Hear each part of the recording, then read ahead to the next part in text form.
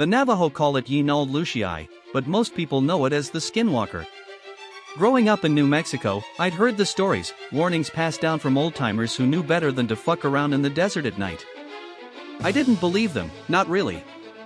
I thought they were just tales meant to scare city kids like me who ventured too far from the paved roads. That changed 3 weeks ago. It started as a camping trip, a weekend away from civilization with my buddy Ryan. We both needed a break, work was kicking our asses, and the mountains called to us like a promise of fresh air and freedom. We loaded up his truck with cheap beer, firewood, and enough junk food to give us both heart attacks and headed deep into the Sangre de Cristo range. No cell service, no responsibilities, just two idiots and the wilderness. We set up camp near a dry creek bed surrounded by pine trees, the kind of spot that feels too perfect to be true. By sunset, we had a fire going, burgers sizzling in a cast iron skillet, and the kind of laughter that only comes from a couple of good friends with a six-pack already half drained. The sky blazed orange and pink before the stars took over, and for a while, it was perfect. Then the screaming started. It was distant at first, barely louder than the crackle of our fire. I'd thought it was some animal, maybe a coyote. But as it drew closer, my spine locked up. It was a human scream, high-pitched and raw, like someone was being gutted alive. Ryan and I exchanged nervous glances. He snatched up the rifle he'd brought, an old Winchester his dad had passed down, and held it tight. "What the fuck was that?" he whispered, his voice shaky. I didn't have an answer. The scream came again, louder now, echoing through the trees. It sounded wrong, distorted, like it belonged to something that knew what fear was but had never truly felt it. My heart pounded, and the hair on the back of my neck stood up. We were miles from the nearest town. Nobody should have been out here. Probably some animal, I said, trying to convince myself more than him. But even as the words left my mouth, I knew I was lying.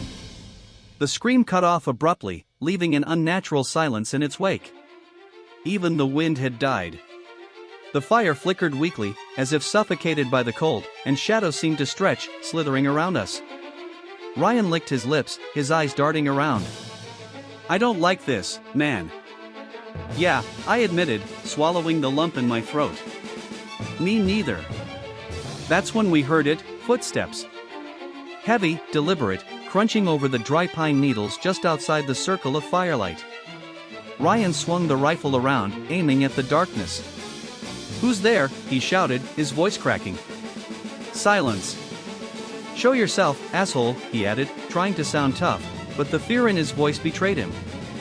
More footsteps, circling us, slower now, like whatever it was wanted us to know it was there. My mouth went dry. I reached for the hunting knife strapped to my belt, feeling utterly useless. Then, from the darkness, a voice called out. "Ryan!" My blood turned to ice.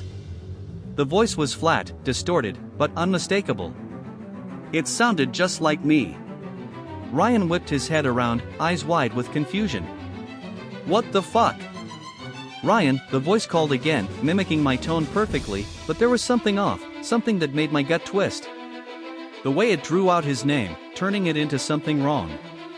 "That's not fucking funny," Ryan snapped, his hands trembling around the rifle. "Whoever's out there, get the fuck away from us."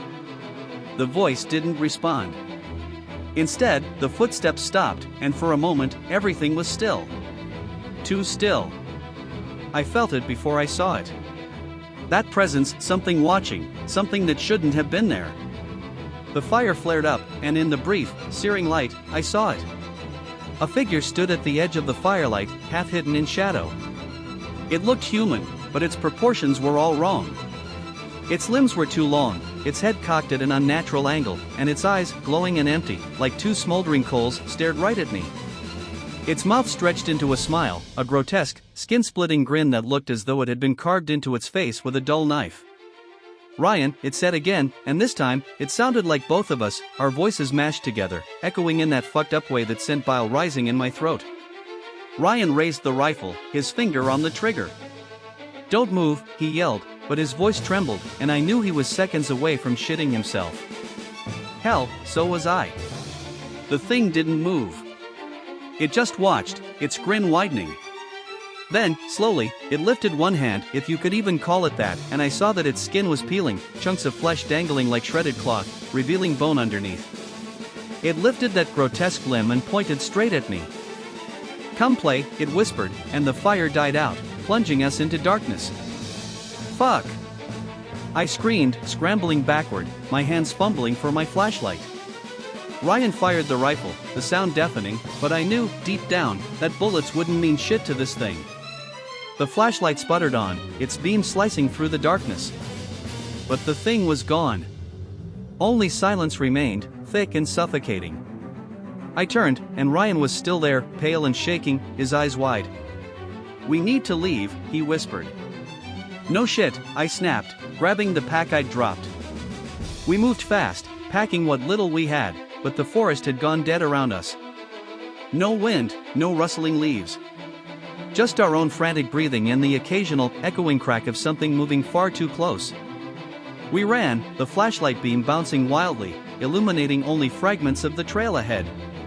Branches whipped at my face, and the shadows seemed to close in, alive and hungry.